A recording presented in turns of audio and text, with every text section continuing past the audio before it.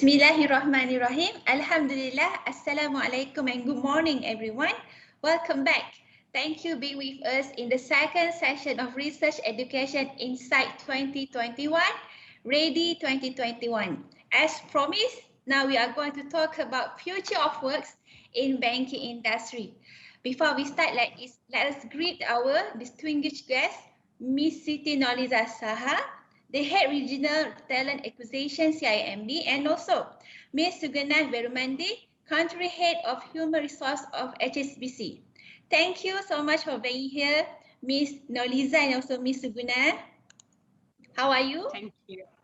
Very good. Thank you. Thank you for having us today. Yeah, thank you for having us. And very young, I can say that. Okay, before we start, let me introduce first your background, a little bit of your background, right?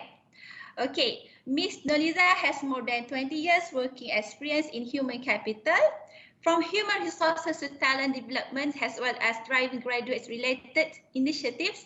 Prior to joining CIMB, she was the Director of Talent with Malaysian Digital Economic Corporation, MBEC. Subhanallah, that's a great experience. Her past experience include working with Khazanah National, Talent Corp, PMK, and Maxis. Wow, amazing. And also Ms. Sugunah, she also has great working experience related to human talents, more than 20 years. Prior joining the Hong Kong and Shanghai Banking Corp Limited, HSBC Bank, she worked with Dairy Farm Group, Talent Corporate Malaysia Berhad, Talent Corp, GE, General Electric Company based in ASEAN countries as well as New Zealand. She also positioned General Electric in Malaysia as employer of choice, which led GE to be awarded Best Place for Work, Best HR Practices, and Best Company for Women Empowerment. Congratulations for your achievement. So, you have very, very great experience, right? Thank you for being here with us. So, Ms. Norliza, and also Ms. Sugunah, today we are going to talk about the banking industry. The working industry, meaning that how our graduates are going to expose themselves in this during pandemic, yeah. So because we are with the digital economy, online, so on like that. So maybe can we start with this little bit background about the future works in banking industry? Which one we can start? Is it Miss Liza or Miss Sugunah? Can we start with the Miss Liza first? Okay, thanks Lisa. Thanks Sugunah. I must start with this. Actually, as I was like progressing in my career, right, in HR, Sugunah is one of the names that I really look up to. And I don't know whether you know this, Sugunah. The first time I met you, I think you were having this workshop, GE workshop at Majestic Hotel. And Johan knows this, my former boss. I was having starstruck when the first time I saw you because my God, this is the Sugunah. So I finally get to meet the Sugunah in person. So actually when he invited me, I was like, boss, what if suddenly I froze, because you know how I idolize Sugunah. So it's okay, I'm here and I'm just going to give you a big tight slap. So that was actually the history behind that. Anyway, Lisa, coming back to your question. Yes. I think banking industry, and I can't actually speak enough about this. I think Sugunah can also add on after this. As we speak, we keep on evolving. So I think one of the favorite question I always ask when I go to campus, when is the last time any of the students went to a branch? Because most of the transaction now don't really happen in branches. Many are using digital platform, but at the same time, especially when you're talking about the rural areas, we're talking about all the kampong and also the suburbans and all that, we still need to have branches. So the context that I wanted to put in, as much as we are going towards digitalization, there is still the need of having this face-to-face interaction. Because of that, when it comes to skill set, it's not just about tech skill set, is also about the normal whatever that any other organization look for, the customer centric, the analytical thinking, decision making, and things like that, the communications and all that. So the digital part is a good complement for you to be successful, but that's not the only thing. So sometimes, I also wanted to impress upon the graduate, as much as you put the digital or the tech part, please do not neglect the human touch part, because as banking evolve, we still need that human part, human interaction part. Yes. And if they can also look up, the 21st century skill, the top 5 of 21st century skill, actually none of it are digital related.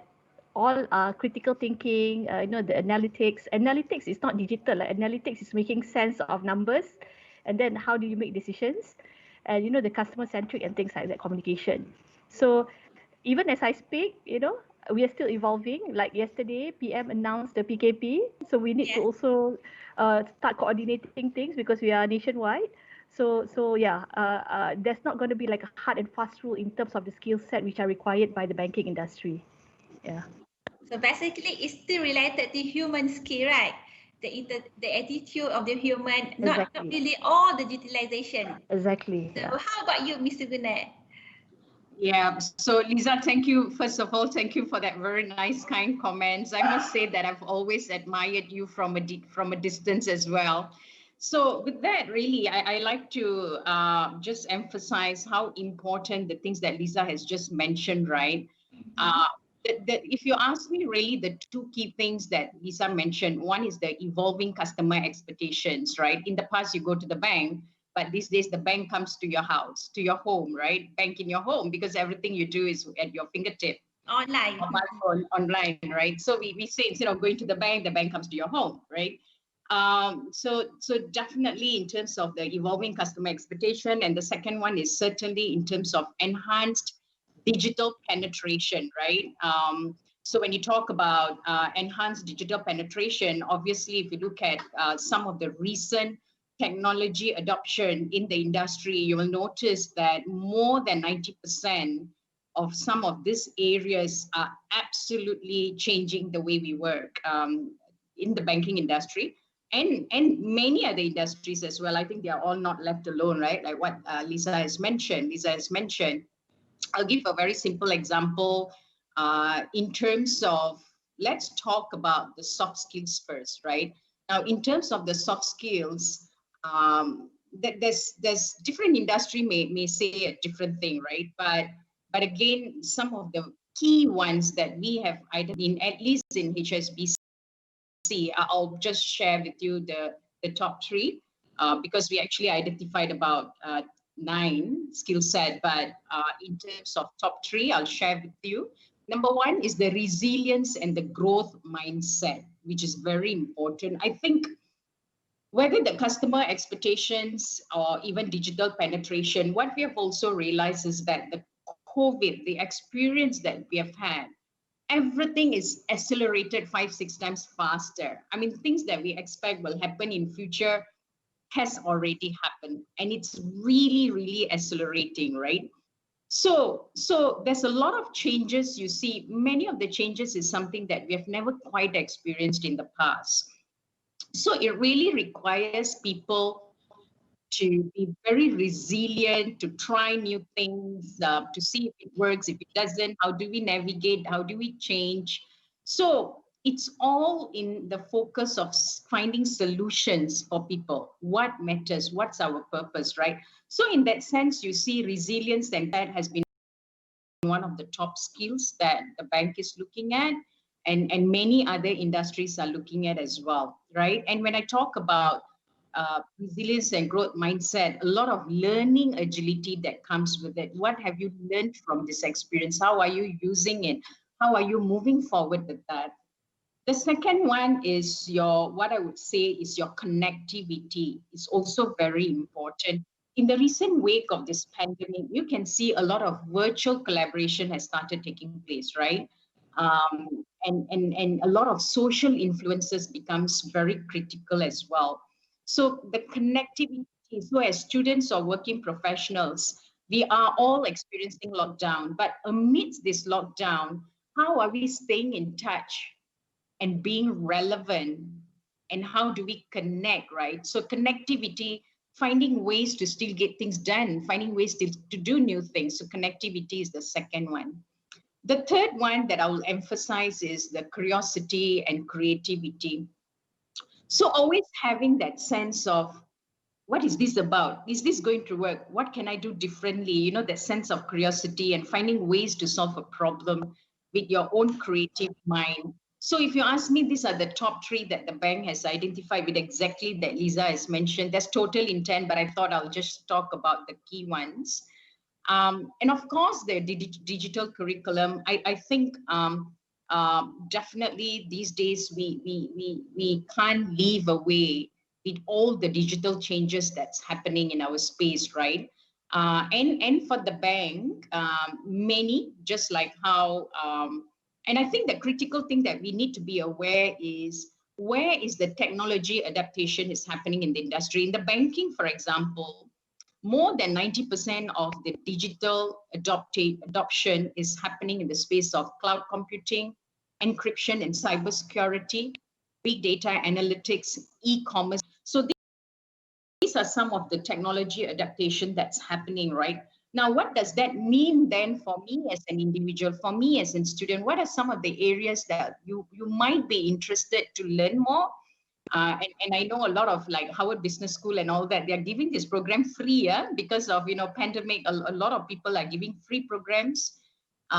So some of this Lisa has mentioned around data analytics, cybersecurity is a very important one for banking industry. So a lot of students, you can actually get these exposures. Many are being offered online, many are free of charge as well. So what I've just wrapped up is in terms of, we need to be mindful in terms of how the market is moving, and in this case, the banking industry landscape. And what it means for us as skill set, and rightfully the soft skills that we have spoken about is very important. And then how do you skill, which is making its big way, is another area that we all need to embrace ourselves. So I'll stop there. Okay, so basically you talk about the skills required, right, for the banking industry. So basically I captured some: resilient and growth mindset, number one, connectivity, and third one, creativity and curiosity, and also digital curriculum, right? So basically these all are the basic, the meaning that the add-on value, right, for our graduates in order to be cope with the banking industry right now, right? Okay, so Miss Liza, maybe you have another set of skills you like to highlight. Okay, what I want to emphasize actually, the skill that I mentioned earlier, and also what Sugunah mentioned, is not just applicable for the graduates, even for those who are already inside the banking industry. Yes. Yeah, because as we evolve, we need to continuously to reskill and also upskill ourselves so we become more relevant. So on top of the technical skills and all that, the human skills, but what's more important, I think I like the part where Sugunah mentioned about the being curious. Yeah. About always about so eager about solving problems, because I think both myself and Sugunah, I don't know about you, Sugunah, but when I entered the banking industry, it was quite overwhelming for me, especially joining an organization like CIMB, because it's so huge. It's like we are present in 16 countries. So it was quite a big thing. It can be quite overwhelming at times. So how fast are you able to, fail and then pick yourself up and then try new things and try to solve problems within the so-called quote unquote limitations. So there's going to be a lot, because it is a financial institution. So it is a financial institution industry. It's bounded by regulations, and it's not just unique to Malaysia. It's all over the world. But that should not be a showstopper to me. That, to me, again, picking up on the resilient part, that should be like a challenge. How do you still get things done without crossing, the boundaries of governance and compliance? So there are reasons why we have rules, but that should not also be like, giving example, oh, kita tak boleh buat ni because, the law say that we can't do this and all that. But there are always a lot of other areas that we can actually improve on, particularly when it comes to the human interaction. So I think, if I can just like give an example, like my parents, right? Please. Yeah, they would always prefer speaking to human rather than leaving messages to, like voicemails or robots and all that. And obviously, prefer to have this interaction Yes. on at branches as opposed to calling or chatbots is a big no-no, obviously. So how do we also cater for this kind of, these are also our customer, so we can't actually start having this fixation about everything has to go digital and all that, and we neglect the other part of it. So particularly for the graduate, and the reason why I said this, because I actually mentored few of the final year projects. Well and good that we really want to go into digitization, but we must also not neglect, the human component, because there's still a base of customers. And similar to HSBC, for CIMB, it's always about the customer. It's about the people that we are serving. And I think Sugunah, because Sugunah also came from the same organization I was in, Talent Corp. So customer is always, in the heart of our whatever things that we do. So while we have the, technology to complement, but we must always be sensitive towards the needs of our customer. So I think I'm very much aligned to what Sugunah has shared earlier. Okay, thank you. So basically, I can see that there is economic term.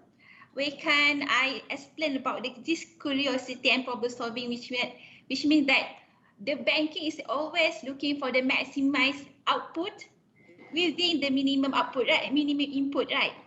So, so basically, looking at that this digitalization, what about financial technology? So I can see that our Bank Negara also moving towards the financial technology, Bitcoin, something like that. So anything, what else the preparation need by our graduates in order to enter this kind of banking industry? So maybe we can start with the Miss Sugunah. Sure, certainly. I think that's a very good question, Isa, because we broadly spoke about the changing market landscape and what are the skill set needed. I think in terms of preparation, it was very interesting that just a couple of, at least a month or two ago, I was in another talk, and one of the speakers were one of the top recruiters that I know, and his job is just going for interviews, right, and bringing candidates to his company, and he covers the whole of Asia, including Africa. And he was asked that question: what are some of the preparations we need to have in order to get a role, right? And his answer was very, very simple, and I'm going to emphasize the same. It was prepare, prepare, prepare. That was his answer. Right?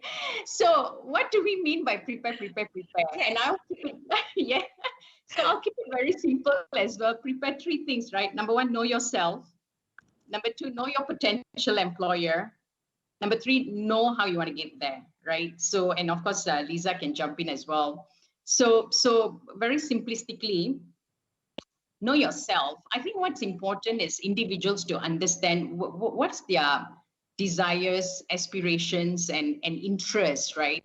What's their passion? Because once you know that, it'll be much more easier for you to ledge and make a difference in the interviews and conversations, right? Know what are your development areas as well, because your recruiters will definitely ask that question, because they are supposed to impact and what are the areas you need help. So development is also very important, right?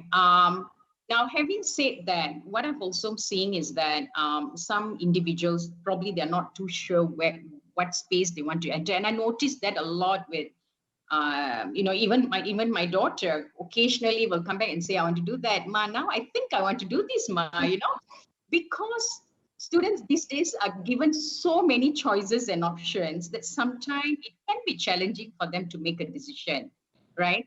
And in that case, I'll always say, go try different things and find the one that you like most. There's really no harm. Guys, Lisa and my background was something else. I went into comms, and then from comms, I moved into HR, and then from HR, I went into industry partnership.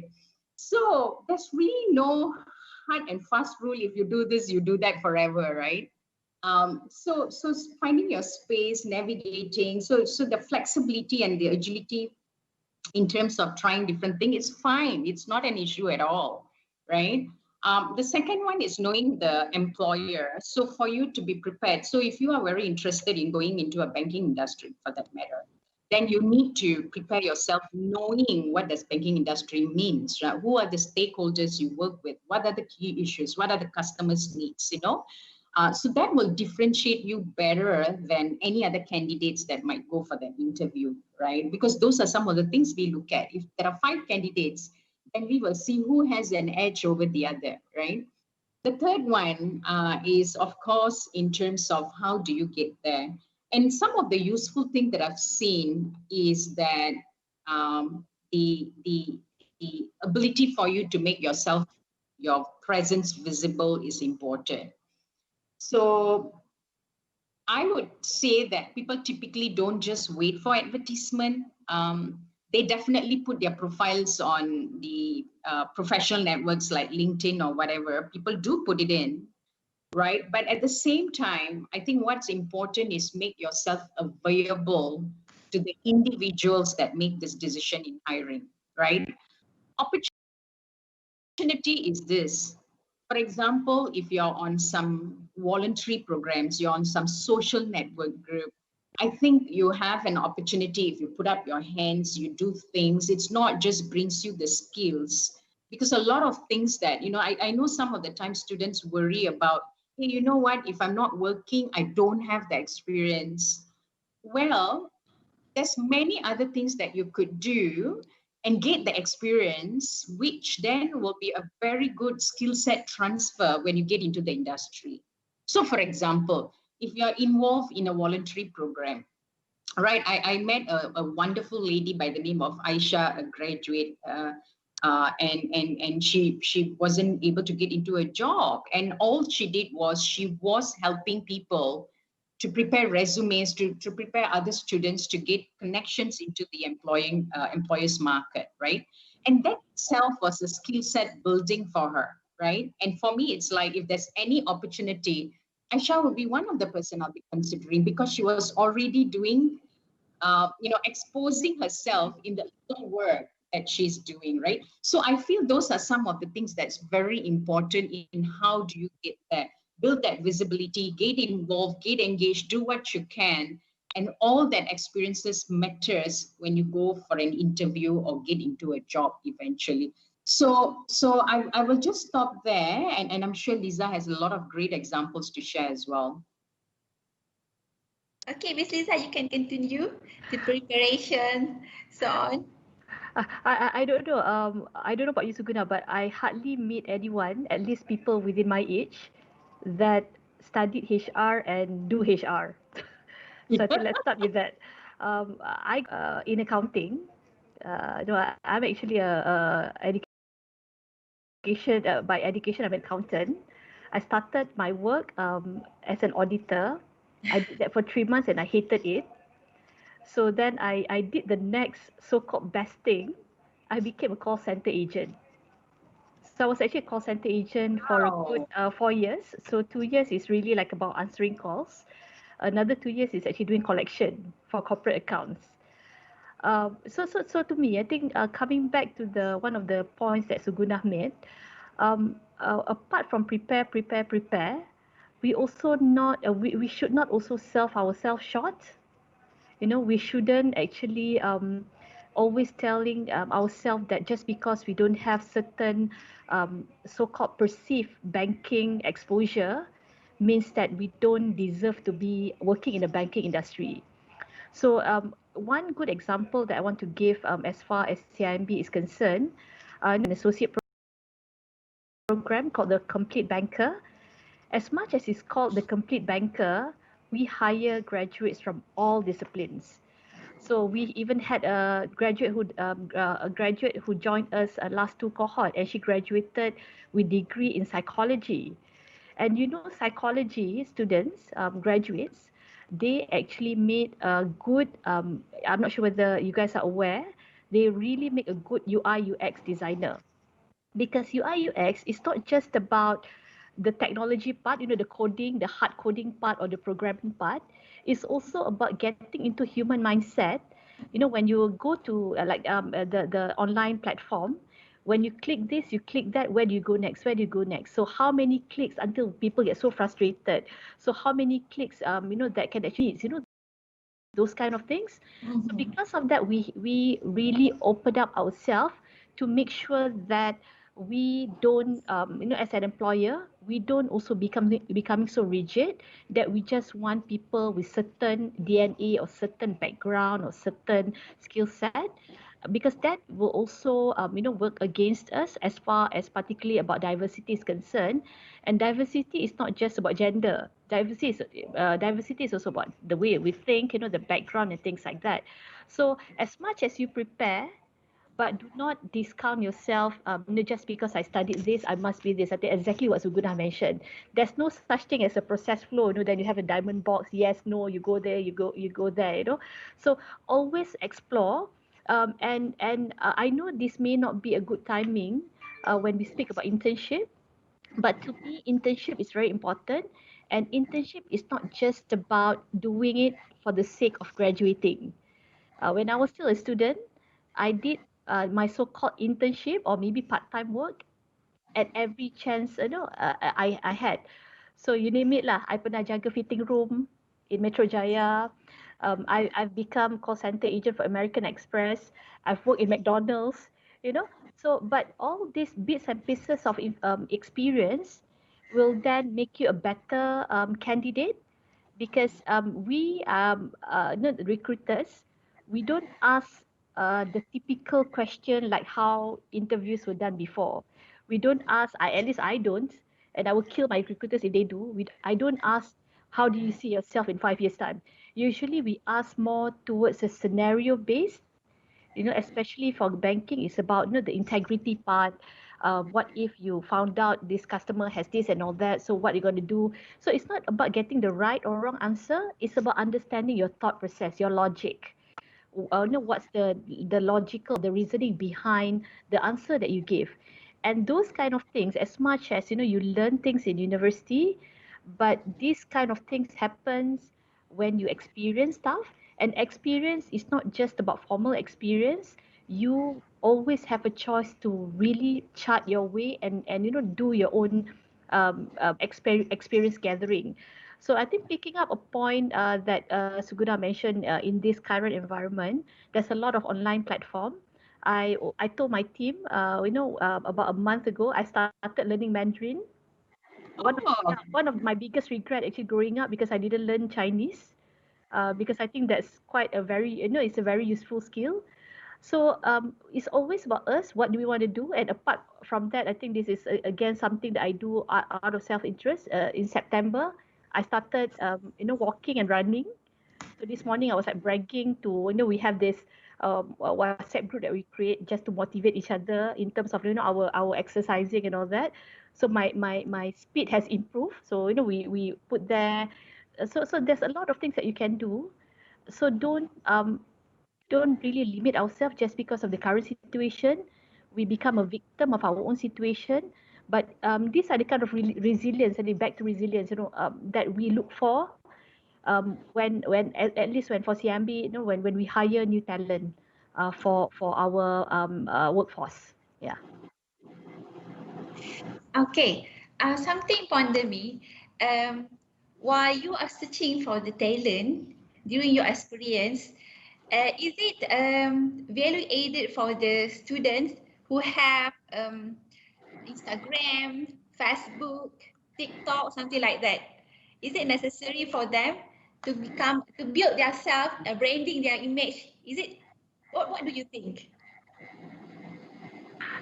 Well, that's a very tough question. Suguna, you take that. Okay, all right, great. So now I think today we are in a world where we can't avoid social media, lah, put it that way. Can I mean it's already a natural part of our day. In the past, when we wake up in the morning, you say thank you day, thank you God for a wonderful day, and then you walk to your bathroom, you brush your teeth, you get ready, and then you start your work. But these days, you wake up and you say, thank you, God, for the day. And the next thing, you take your phone and you look at your Facebook and Instagram, right? Yes. Before even brushing your teeth. So I think it's already a natural part of our lives, can social media. And obviously, there's a lot of debate around this, you know. So I am one person that I'll constantly look at whatever tools there are. I mean, my belief is there's good and there are things that can be otherwise. But the best thing is always take what's good out of it, right? And focusing on that, I think the advantages that I will talk about of social media is obviously if you ask me what are the top two things, number one is obviously keep being aware of things that's happening, not just within your surrounding, but outside your surrounding as well, right? What's happening? Because a lot of people sometimes when they look for a job, they want to go and explore outside Malaysia, right? And then you need to be aware what are some of the postings that's outside Malaysia, right? And social media is a great platform to do that. So that's one, being aware. And number two is, of course, it's a tool for you to make yourself visible. Some of the great things that you do, I've come across many individuals that, when I interview or meet them, I realize that I've seen them in some space of social media and some great stuff that they do. Right. So they obviously, those individuals have leveraged the social media to their advantage and to do the right things, right? That matters a lot to me. Ethics and integrity is very important in any organization. So yes, the answer is yes. I think it's part of a natural life for us. There's a lot of opportunity for you to leverage it in the right way. Yeah. So hope that kind of answers the question. Obviously, because I think it's good, right? Because the itself become leverage for the individual to branding themselves, and then it's a for short interview. Then the interview, the person in us maybe does know right away, right? So how about you, Miss Liza? Anything to add on about this matter? Okay, I think it's about being authentic, being true to yourself, being real, to show you as a person, not trying to like just going along with the trend. And what I really love is the creativity part. Especially when you look at TikTok, there's a lot of life hacks kind of tips, especially I think and we Malaysians, we tend to be very creative, especially during PKP. I think there's a lot of things that you can actually see on social media. How do we simplify our life? How do we do things better? So I think those are the kind of things that we really value. At least I really value, because that's how we can see the creative part of you. But another thing that I would also like to emphasize, I do hope that most of the graduates out there, for them to really have their own LinkedIn account. Because as much as you do research on us as employer, we would also do research on you. And research is not so much about us trying to find fault or trying to see why you don't fit in. It's more on trying to understand your interests, the kind of articles that you read, the kind of conversation that you started. So at least we can see how do you align and blend well with the culture of the organization. And if for those who actually have yet to explore LinkedIn, I think it's a very powerful tool, whereby you can even get coaching from the subject matter expert directly. You can actually ask, there's one feature on LinkedIn that you can actually ask for someone to become your coach, because there's going to be a list of people who volunteer to become a coach. So if it's being used wisely, be it whether it's Instagram, Facebook. I know, when we mentioned Facebook, many people thought, alamak, that one is only for old people, kan? The young people don't go to Facebook anymore. But whichever social media that you use, I think it's a reflection of your authenticity. It's also reflection of your, your how genuine you are as a person. And the third one, I think is very important, is also a reflection of your maturity, especially Twitter. You can really see the level of maturity of people. To just to sum up, I think regardless if there's going to be like new social media cropping up, because now I think there's more and more coming up, but how you use it is actually a representative of the maturity level that you are as a person. Yeah. Okay, this is really good, quick view about the social media in terms of being imagining ourselves, right? So another question regarding the preparation in banking industry, there are sometimes during the interview you can see that candidate is very good in terms of speaking, presenting themselves, but then once they enter the workforce, they become another person. They don't know how to communicate with the boss. The human interaction is something, I don't know, something so and so. So do you have any suggestion or advice for students, or meaning that this is related interpersonal skill, right? So what do you think about this one? Any advice? And Anyone in particular, or I mean, I can jump in. Yeah. Miss Liza, Miss Sugunah, please. Okay. I'll just kick it off, and then Liza can add in as well. Now, my view of interviews is that, look, it's a platform for us to know the candidate better, and for the candidate to know us better as well, right, as employers. So it's two ways, right? Because the candidate, as much as employers have a right to assess the candidate for the best fit candidate, the candidate also has a right to also assess whether is this the right employer for us, right? So all that happens during the interviews. Many companies also do reference check about the individuals, especially if the jobs has very high risk in terms of impact, then they just don't do interviews, right? They also do background check of the individuals. In some cases, depending on the needs of the role, some even do simple ability tests. Some may even do psychometric, whatever, profiling to look at what are their preferences and their dislikes and stuffs like that. So different methods can be used in order to find the right fit, right? Now, having said that, all this probably takes what, 60-70% of your closest fit, right? At the end of the day, you can only tell surely if this is the right candidate when the person gets into the job, right? And even then, when you get into a job, it's not a guarantee that that's the best person, because things change, market outlook change. Individuals have different phases of their life that they go through. They start as a student, then maybe they get married and they have a family, and then later on they want to do different things. So the life cycle of an individual changes as well, right?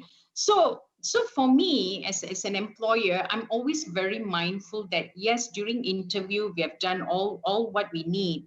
But at the end of the day, when we put the person in a job, as an employer, I have an obligation to make sure that the individual is successful. So development, upskilling, we continue. That's why the onboarding program is very important, right? To make sure that they eventually fit in and able to be successful. And of course, that doesn't stop there. Like I said, individual life cycle changes, and then new development, new upskilling is required as well. Now, it also is the accountability of the individual to find themselves every sweet spot that they can to make them successful in the role. So that's also the accountability of the individual then to leverage whatever they can in order to grow in the position. So I hope that kind of gives an answer that, at the end of the day, we make the best fit decision. The best match doesn't mean it's 120%, this is it, it's going to change the world and because we still have to put the person in the job, get them the right training and development, and help them to be successful. I think that's Liza. Anything you like to add on, Liza? I think just for the benefits of particularly for graduates out there, whenever we do this assessment and all that, it's not so much about us trying to eliminate or trying to minimize the pipeline, because there's no even I don't think there's any employer who would want to set any talent out for failure, because we want to make sure that you will also succeed with the organization. So because of that, all this kind of the kind of assessments or the kind of the profiling and things to make sure that you fit in, you highly likely is going to fit in well. But there's no like a magical or like a like 100% fit, just like what Sugunah mentioned. We can only know the moment the person is in the job. And why I said that, because there's a lot of external factor, if I can put it that way, that may influence the success of a person in an organization.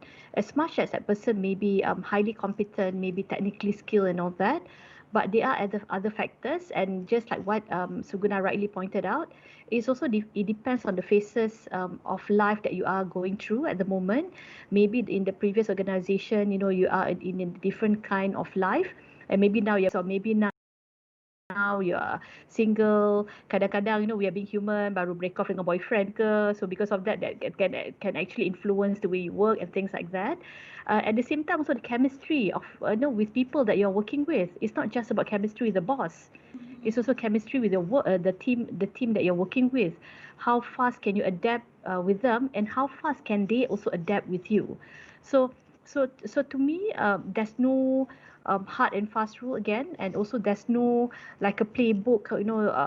Once you, like, if there's a 10 things inside the checklist, one is check you, or this is the person, we can never go wrong. I have not seen, if Sugunah, if you know any of the recruiters can actually point me to that direction, I would love, because then at least it will help me with my retention. Yeah, Yeah. I hope we are the ones they found us the right fit. Yeah. So Because Liza and I just joined the banking industry, right? I Exactly. mean, yeah, I'm just 6 months old with the banking industry. I Yeah. came from very, very different background. I was with a very diversified, so Yeah. General Electric, very diversified. I've been with pharmaceutical, I've been with telecommunication. I did a little bit of work with talent corp, like Lisa and I, right? So we completely come from a very different industry. And banking is the first time. I'm just 6 months old, and people were pretty surprised, right? They were like, "Oh my God, Sugunah, with COVID and all, you still dapat kerja, and you berani pula tu pergi, and bukan banking pula tu kan." So I said it's all about. So once you have your transferable skills, you don't have to really worry that it's banking or accounting industry or whatever, because a lot of the skill set, that's why when Visa also started, we are banging a lot on your soft skill set that's transferable. Then you can be in any industry and be successful and try different things as well, because I realized a lot of people in oil and gas at one time, they were so fascinated about oil and gas. And of course, when times hit, right, many of them were ready to go and try different industry as well. And vice versa, when oil and gas picks up, many people wanted to come back, right? So that's the thing that matters. And I think one other important information that I wanted to share, while Lisa and I, we are representing employers, right? And in particular now in the banking industry, and all of us are in search of talent every time, right? I must say that a lot of people these days want to do side hustles. They want to become entrepreneurs as well, right? Yeah. Yeah. And that's a space that I think always keep it open, because I've seen a lot of millennials and even working adults, like my own friends, have found a lot of passion in becoming entrepreneurs, and I'm sure for those who are listening in today, you've got many friends that have started small micro businesses, and many are also doing side hustle. They may be working in the morning, and the evening they're running some baking shops, or they're doing some online businesses, So that's another space that I would encourage. What's really your purpose and passion? My daughter is every day tell me, Amma, I don't want to work. I just want to do my own business. I say, fine, go figure out what business you want to do, right? So I just want you all to know that that's another space. Side hustles, entrepreneurship is making a lot of big way. And I think if you go to Magic and places like that, they are doing a lot of programs that you can take advantage of as well, right? So it is just an add-on, because I know today's topic was about getting employed, but I want you to be aware, guys, you guys have a lot of options to consider. Yeah. Okay, let's move on to the next question. So before that, ladies and gentlemen, you can insert your comments and any question below the video. So after this, after we talk and discuss, and then we can open the Q&A quickly after this.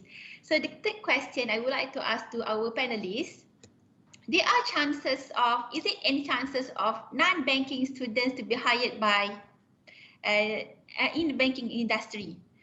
For example,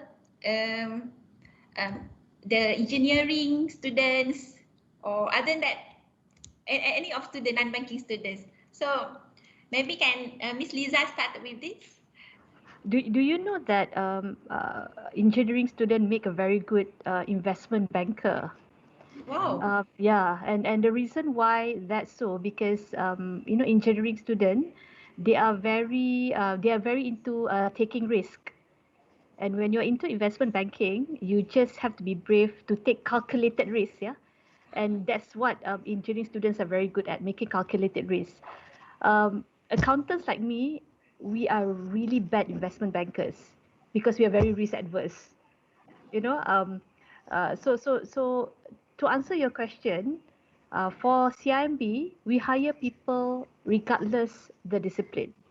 So we wouldn't actually decline you just because you don't graduate with a degree or diploma in banking or accounting or finance. That is just a mere perception. So even another signature program that we have, the Complete Banker Digital, as much as it's called the Complete Banker Digital, not necessarily you must have like computer science or IT related degree for you to be in that program. We even had one person who graduated with a degree in accounting because he managed to pass all the assessment. What's important is, can you pass assessment for us to know your digital competency level? And of course, with the current situation, many of these competency can actually be self-taught. As much as you learn degree, whatever degree that you learn, but if you may on the side learn coding or programming yourself. When I joined MDEC, just to make sure that I do my job well, because you can't be going out and preaching to people, or coding is important, programming is important, but you also don't know how to do, right? So the first thing that I did was actually I learned to code, and I learned Python, one of the programming language. So at least when I go and see parents, right, to influence them to make sure that they send their kids for programming language or coding classes, at least I can tell them, makcik like me also can do it. I'm sure your kids can actually do it lah. So at least I can see that distinction. So coming back to my early point, do not sell yourself short. Do not discount opportunities just because you perceive, whatever that you have, that's the only thing that you can actually offer. If you look at it in a very broader mindset, it's more, the kind of value that you can actually bring to the table, and that can actually be picked up based on the bits and pieces of experience that you carry along the way. Yeah. So very long answer to a short question. I can just say yes, we do hire, but then tak biasa kan, Lisa? Yeah. Sorry sikit lah. Dia bagi some cases, something like that. Yeah. So, Sugunah, any special cases you want to add on?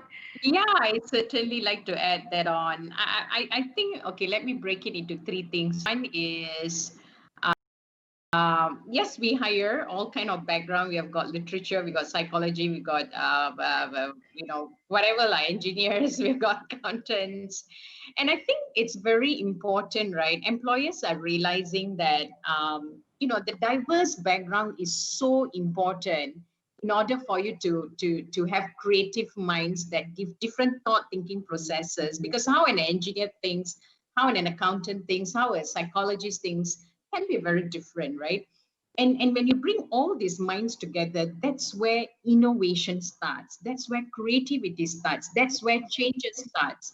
And that's where you're able to make a lasting and meaningful change for the bank, which means that for the customers and for the people that we hire, right? Even internally, employees matters a lot to us as much as customers, right? So a lot of employers have started realizing that, hey, you know what? In the past, I'm so gung ho, so focused about kalau I banking lah, kalau I telecom je lah I hire. But it's no more like that. People are opening up because they see the value of diverse thinking coming in. All different background matters, right? Mhm. So that's one big change that we see and we notice that it's bringing a lot of impact to the return on equity as well. So diverse background is very important. Number two is, if you really look at it, it's very interesting. If you look at Future of Jobs Report 2020 by World Economic Forum, it'd be very interesting when you look at the report, right? By 2025, it is anticipated that more than 97 million new roles will emerge. So we are all going through a transition. So for students, don't feel so. Yes, it's concerning moments. I must say that, right? Because a lot of you are looking for jobs and all that. Now, at the same time, you equally have great footing with people like me and Lisa, who's been working for 20 years. But the new jobs that's coming are equally as alien to us. And in some cases, we don't even know what the jobs are going to be because it's keep changing, right? So I think the one of the things that Lisa and I want to leave behind with many of you have done in today is that we are all equal in that sense in many ways because we are experiencing new roles coming in and we are all finding out what it is and preparing ourselves for it. And so can you, right? So that's the second point. Watch out for new emerging roles and find your space in that, your sweet spot in that. And going back to the question, engineers, right? Can we hire engineers? Yes, I think a lot of industries are definitely looking for engineers. So some of the new roles that's coming up, it's not banking specific, like data analytics, data science, digital marketing, strategy specialists, artificial intelligence and machine learning specialists, fintech engineers. These are some where almost all industry needs that, right? So yes, there's an ask for an engineers. In fact, you guys are becoming more valuable these days, right? And those with other background, the social sciences background is very important because you can see even when pandemic happened, right? One of the biggest thing that people were looking for was how do we help our people to stay safe? And how do you help them manage anxieties and things like that people are going through? And this is where a lot of psychologists came in, right? To play that space. A lot of organizations started going into well-being because they realized a lot of people were being impacted, right? So again, the soft skills are very important as well. Yeah. So long answer again, just like Lisa, but it's to show that, everything matters and everyone can make a difference, regardless whatever your background is.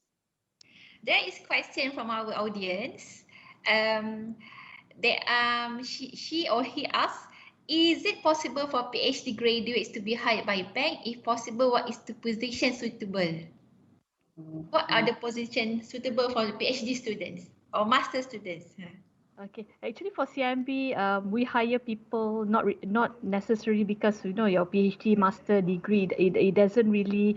It's not like a checklist that you must have for this grade or for this particular position. You need to have PhD or.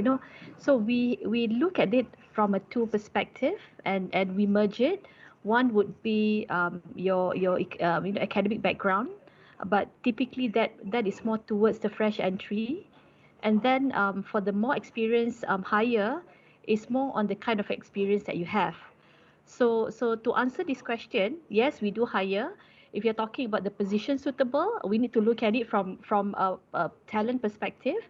So what kind of PhD that you have, and also what kind of experience that you also have along the way, before we can see how you can actually fit in into the roles that we have. Yeah. Yeah, and to add to that, I know certain industries they still go for PhDs, right? Like academic, definitely. Consulting, they always welcome PhD students because they need the experts of the world in order to help their customers, right? So that's very welcome. Now, in the banking industry, I see some sweet spots. For example, for Islamic banking, kan? So we have Islamic banking. We take pride of our Islamic banking in HSBC. There's a lot of passion in that space, you know, and I see that's an area where if the PhD, if you're focused on Islamic banking or your sukuks and your sharias and all that, right? It can be a sweet spot that you play as well in the banking industry, because that's an area, it's a niche area, and we want to grow talent in that area as well. Currently, we are also having experts around the world to come and help us in this space, and it's a place that we always welcome many of you to come and contribute in Islamic banking. That's a very niche, sweet spot, something that Malaysia wants to grow further and make our mark around the world as well. Great spot to be. So another question I asked that, is there any soft skills training provided by the banks? That's the question. Any soft skills provided once they enter the bank? After entering the bank or before the bank? Sorry, Ms. Sugunah? Is it after entering the bank or even now before entering the bank? They just say, is there any soft skills training provided by the bank? What do you think? Do they need to have their soft skills upbringing before they enter the banks, or the bank itself can provide soft skills after that? I think for CIMB, it's a combination of both.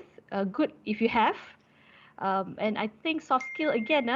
To all the graduates out there, soft skill is not just about reading some PowerPoint charts, or reading books. Soft skill is about how you practice your communication. How do you, really train yourself to think and make, decisions, and how do you be critical about it and things like that. But for CIMB, ongoing, we continuously develop our people in soft skill. In fact, in 2018, we started this thing called 3D Academy. As much as it's called 3D Academy, many people thought it's just focusing on digital. So 3D stands for digital, digital data, and I keep on forgetting the other D. So the 3D Academy is actually helping us to develop our team CIMB, so that we can actually prepare them for the future workforce. And there's also elements of the soft skill part. So the what's important here is for us to continuously having this kind of learning mindset. And last year we introduced this thing called gametize. Gametize is also another way whereby we teach or we develop our people using a very interactive platform. So part of the things that we actually do under gametize, 3 of the modules are actually focusing on soft skill. So how do you interact with your customer, in terms of your customer experience? We always do things based on scenario kind of thing. If this happened to you, what do you do, and things like that. And also how do you in a way like say no to your peers or to your colleagues in a very tactful manner, and things like that. So this is something that is ongoing. So it's not just focusing on graduates who's going to enter workforce. It's also for the current employees, so at least we become more relevant, particularly in managing our customer. And at the same time, I think for graduates purposes, just to make sure that don't think about soft skill as something that you learn in a classroom, or something that you learn from PowerPoint slides or book. It's something that you practice on daily basis. Yeah. That's a great point. I put my 100% bet on that. It's not about reading, just about reading and picking it up. A lot of companies have this, some call 70-20-10, some call it 80-20. 80% of your development comes through the work that you do, right? And 20% can be the formal training, like you go for classroom training or you read your materials or whatever, right? So that's very important. So I totally agree with Lisa. Just to add to that question, does the bank provide? Now, I want to emphasize that, of course, yes, we do. I'll start with that. Yes, we do. We provide a lot of training. In HSBC, we have what we call as the HSBC University, where we have both the soft skill training and the technical training that's given to the employee, and they learn in their own space as well. So they get to choose what training you want. You go and sign up, take your time to develop, and there's multiple programs that's made available. Now, having said that, what about for those who just intend to come in, right? Now, again, going back to Lisa's point, the soft skills trainings comes in many ways. So I'll give a very simple example. My youngest daughter into wrestling. And what I observe when I speak to the Malaysian wrestling team, they're part of the APEC wrestling now. When I meet this bunch of young kids, they're all like 18 years old, 17 years old, 21, 28, and then a few slightly older. But I would say that they are all young kids, right, in that sense. And they always talk about, okay, when we are going for this next wrestling event, what are the stunts we do? What are the moves we do? And a lot of their training is about, the coach will never tell you sometimes do this. He will just say, get into the ring and figure out what you want to do, right? And then I see my daughter, then she'll come back and she'll start getting stressed. Oh, Ma, I don't know what to do. They're telling me to do it on the spot. There's no scripts or whatever, and it can be some very extreme stunts that can hurt you, right? And my daughter have had concussion, she has had back injury, whatever not. But what I realize is that when they are put on the spot to do what you need to do in the ring, the soft skill they are learning is agility in your mindset. That means you need to think on your feet, right? And how do you do that? You're on that spot, you need to make a decision. And then your teamwork, how do you create that movements with your team? How do you plan? The coach is just going to say, go figure this out. These are your audience, right? So a lot of this is on the job. So I'm taking that example just to share with you. A lot of this is on the job. So students, when you go for your interview, if they ask you a question, right, how do you, do this, right? And you can take your own personal experiences and say, this is how I learn teamwork. This is how I learn to think on the feet, because I'm put in a ring and I'm told to make a decision, right? So this is where your on-the-job development comes in, right? And you bring those conversations into your interviews or when you meet your potential employer. I think that's one space that can be very, very useful for you guys, when you present yourself to potential employees for the students. So that's just an add-on. I think we finish our questions, the basic questions, right? So suddenly I jump to the question and answer, and there is another question that, while working in banks, is there study leave provided for me to further my study? Maybe Ms. Sugunah can start with?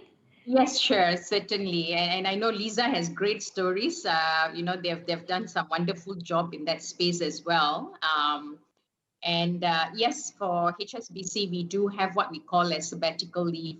We have got leave payable, whether they want to go for studies. Sometimes people want to take a month off because they want to pursue other interests. So yes, we do make provision for that. And I notice a lot of companies are beginning to do that as well. I've started seeing companies that's giving unpaid leave. So, some individuals, they just want to take a career break. They want to explore different things in life. In the past, they say they want to travel around the world 3 months. I've had great case in Talent Corp. One of my team member, I just baru masuk kerja, and she was like, boss, I want to take 3 months off. I want to travel around the world. And I was like, wow, So I said, yeah, do what matters, right? And but these days you cannot travel around the world because of MCO. So, but many people want to do that. They want to take unpaid to rethink of their purpose in life. Some are taking career break because they want to get into entrepreneurship. Like I said, a lot of people want to get into their own businesses. So yes, a lot of companies are beginning to realize that in pursuit of individual interests and to support them at the different career phases and their lives, these are made available. Also in HSBC, for the right reasons, we make support for those needs as well. I know CIMB has great stories on that. Lisa, over to you. Yeah, so we do have that, and I think that's quite a common thing now in many organizations, including CIMB. At the same time, also we offer scholarships to our employees to further their studies while working and while taking time off. And we also have this thing, what we call, I think Sugunah was actually alluding to that, what we call the Staff Rejuvenation Program. So SRP, as you may call it, but I think Nisa, you are too young. Mesti you ni apa, generasi PT3 ke, generasi PMR ke? PMR lagi, SPM. PMR, I last batch SRP. So don't so don't start counting backwards how old I am. So, but this at this point, SRP stands for Staff Rejuvenation Program, whereby you can actually take time off for you to do things which interest you. So there were requests because they wanted to take care of their family members who are not well. So there are also requests. I think there was one request that this person wanted to actually do some charity work in India, more leading towards education. I think I'm not sure whether you have heard about Teach for All. So there were also requests for them, for some to actually go back to their hometown in a very rural area in Sarawak, for them to actually focus on doing community building. There are also requests for them to actually take a career break so that they can focus on their family. So that is actually the purpose of Staff Rejuvenation Program, not just about to me, for you to enrich yourself, it's not just about going back to academics or study. There are also other ways for you to really have this enriching experience. Yeah, and I'm so glad that Sugunah mentioned about one of your staff who and I know who. I'm not going to mention name. Your common friend. Who wanted to take time off and all that, because I did the same thing. Back in 2013, I took actually 1 month off for me to do my backpacking travel tour in Europe with my husband. And the reason it's actually 1 month leave, because sometimes you accumulate leave that you can actually go off. I see. But I give notice.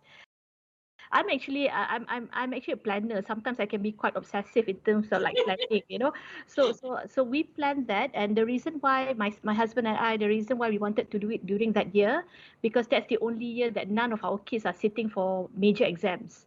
So we cannot miss that boat, because then after that it's like going to be like PT3 lah, SPM lah, A level lah, or all those kind of things. So, but when I came back at least, the kind of experience that you bring in makes you like a different person. Particularly in diversity part. Yeah. Because when you go to other countries, you are then the minority. So how do you adapt? How do you also blend in? And how do you also understand people culture? What may be acceptable to you may not be acceptable to them, and vice versa. So because I think that was the spirit of why CIMB launched SRP, not just so much about for you to take time off, for you to take a break. It's also for you to start having meaningful and enriching experience apart from work. And at the same time, you're not going to be penalized. You don't lose your seniority. So just because, you're off for 2 years or 1 year, means that like when you enter, it's like you start fresh. No, you start, it's like a pause button. So the moment you enter, we play it again, and then you work as usual. So we've seen a lot of good success stories, and actually it also helped us in our retention. Because when you take a break and you come back fresher, and you come back like a different person. So it's not just about the further the study part, it's also about for you to have a meaningful, enriching experience. And we in CIMB, we support that. Yeah. That's really And interesting. we can tell the ending story because the person that I refer to, Liza, kenal dia pun lah kan. So when the person put the request, mula-mula kata nak 7 bulan kan, 6 bulan kan Liza kan. The person wanted to go travel around the world. So with heavy heart, of course, because I baru masuk talent corp masa tu kan, there's a lot I want to do for the country, and you have one of your key person kata, Sugunah, you know what, I want to go travel around the world. And this is something I've been thinking for the last few years, you know. So as a manager, of course, you want to support people for their best interest and purpose. Tapi dia minta 6 bulan. I was like, oh my God, 6 bulan ni macam mana ni? Okay lah, tak apalah, we support kan. So we made all the approval, support the person. Tapi after 3 months, the person came back. Because the person said, you know what, after traveling around the world, I realized how lucky and fortunate I am in this country and for the things that I have around me. And Exactly. I want to come, and I want to come back earlier, and this is what I want to do. And I was so happy, you know, because you see, so this is some of the thing that helps. Like Liza says, you know, for some people it's study, for some other people it's just bringing a new perspective for you, and companies have begun to realize that, and open up, you know, and that's for employees. So if you really talk about it, a lot of companies are into employee experiences, like what are the things we want to do to give the great moments, the best satisfaction. As long as this employees is with me, what is my obligation to take care of them and give them the best experiences in the moments that matters to them. I think a lot of companies are doing it. The banking industries are passionate about it. HSBC believes in it. And I'm sure Liza is also working on the same plan for people that we hire in our industry. Oh, so this is really a new insight for me about the studies leave. Thank you for the person who asked these questions. And also now it looks like we are towards the end. Anything Miss Sugunah and also Miss Liza would like to wrap up before we end our session? Miss Sugunah, any highlights, remarks do you want to say? For our audience? Yeah, sure. I mean, this thank you. First of all, thank you very much for having us in this conversation. It definitely has been a great moment for me. I just want to leave away with one message that, look, we are all together in this time, right? We are all facing it in very different way with this pandemic. We are all impacted, I must say, but all in a different way, right? And I would always encourage that there's always a silver lining amidst all this. Find what matters for you, find the purpose, find ways to make things happen. And there are resources around you. Like for me, as an example, just having this conversation today doesn't mean I'm done, right? I mean, you can always reach out to me separately, you know, and many students do, right? They reach out to practitioners separately and get their coaching and guidance in how they navigate through these changes. So I just want to leave that message that, you know, you have resources around you. Feel free to leverage us, and we will do our best to help you through these times. With that, Liza, over to you. My team keep on reminding me, boss, tell them to apply for positions. So I must make sure I do that. They keep on like texting me, boss, make sure that you tell something, you know, about the vacancies that we have in CIMB. So I'm going to take this opportunity to get everyone to actually follow our LinkedIn page for the latest opportunities that we have to offer. So I think the second thing that I wanted to always remind and also at least impress upon the graduates, I think it's the same point that I've actually reiterated earlier. Do not sell yourself short. You know, sometimes as you progress in your life, not just about your career, then only you're beginning to understand what you have to offer and what value you can actually bring to the organization. And that may be not the value that you thought that you can actually bring in. I'm actually quite fortunate because along my career, I have actually had a lot of good coaches, good bosses. And one thing that we must always remember, you need to be in the job that excite you. At the same time also, I always tell my team, one thing that I enjoy working in CIMB, sometimes you come to work and you feel stupid every day because there's always new things to learn. So that makes it very exciting rather than it's going to be like a very mundane, things that you can actually expect for things to happen, right? So always be open to this kind of environment, and not just about working in CIMB, also in a broader view. I think both myself and Sugunah, as much as we represent our organization, we always have the best interest of our country at heart, particularly in encouraging young graduates to actually pursue their dreams and not to give up. So that would be my parting message. Okay, this is really remarkable discussion, I can say that. So thank you so much for our panelists, Miss Sugunah and also Miss Liza, for being here with us and sharing their thoughts. And so thank you so much, audience. So don't forget, inshallah, we have another session this evening at 2. So stay tuned for another session. So thank you so much. Assalamualaikum warahmatullahi wabarakatuh. Have a good afternoon. Okay, thanks, Nisa. Waalaikumsalam. Thanks, everyone. Thanks, Thank Sugunah. you. Okay.